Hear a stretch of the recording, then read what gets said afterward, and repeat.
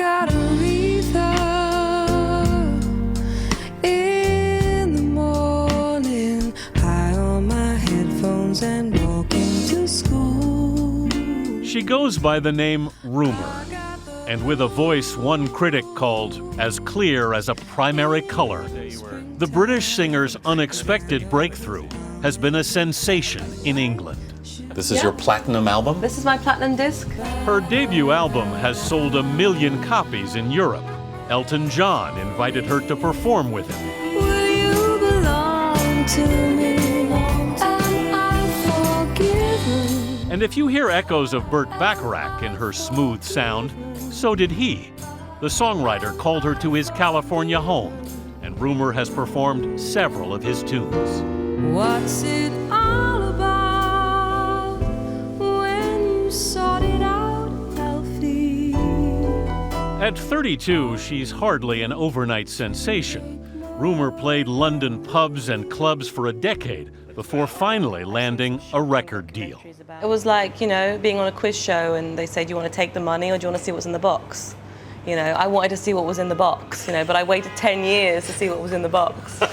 Where are we here? We're in Herne Hill in southeast London. I used to work there. She got by taking odd jobs. And I used to work there, washing hair. The fringe hairdressers. Yeah. She also sold ad space, worked as a drama teacher, even fixed iPods in an Apple store. And I used to work in here. What did you do here? I was a bartender. Did you feel like you just sort of didn't fit anywhere, or what? I don't know. I think maybe I didn't look the part. And also I got, you know, you're not attractive enough. But you just have to learn to ignore it because, you know, it's just gas. And if it's you. Rumer is a stage name she adopted from one of her mother's favorite writers. She was born Sarah Joyce in Pakistan, where her British father was an engineer on the massive Tarbela Dam project. The youngest of 7 children, Sarah, from the outset, felt different. And I would always ask, why was I dark-haired? Yeah. And because my sisters are very blonde and very blue-eyed and very pale. When did your mother tell you the truth about your father? She told me when I was 11 years old. Margaret Joyce told her daughter that her biological father was, in fact, the family's Pakistani cook. I had no idea what to do.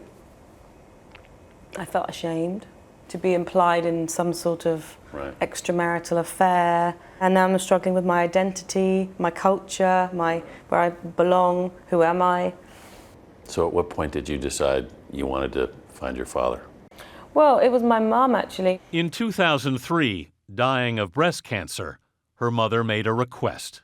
And she said, you know, I need you to go to Pakistan and I need you to find him. I want to leave this planet with my house in order. So Rumer made the trip up into the mountains of Pakistan's northwest frontier, where she stopped for tea in a small hotel. And I had a photograph of him and I said to the waiter, I'm looking for this man. And he said, that's my father. He died 3 months ago. How did you feel when the waiter told you that your father had died? I felt numb. Whatever the feeling was, went straight in a box, you know, in the kind of box where you throw away the key.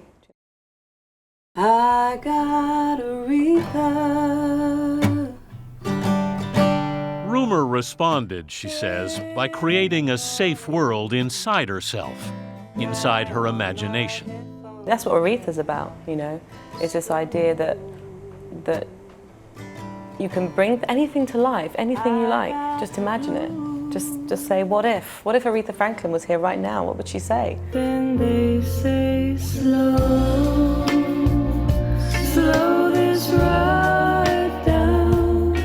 Rumer's first record has already gone top 10 in 5 countries. Now she's arriving in America. When you want me, I'll be there, you know.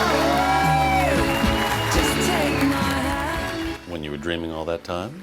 Is this what you were dreaming about? It's exceeded all of that. I got Aretha.